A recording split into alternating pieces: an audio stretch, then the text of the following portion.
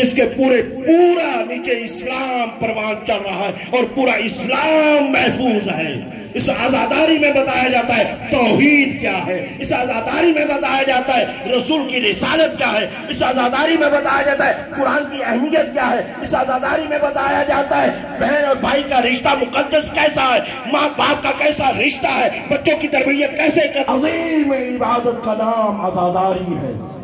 और इस आजादारी का दायरा इतना वसी है कि आप सो भी रहे हैं तो आजादार हैं, आप जाग भी रहे हैं तो आजादार हैं, आप किसी महफिल में भी हैं तो आजादार हैं। शादी का मौका है, खुशी का मौका है, नाच गाने का मौका है, लेकिन खबरदार याद रखना तुम मुसलमान ही नहीं, तुम साहिब ईमान ही नहीं, तुम आजादार हो।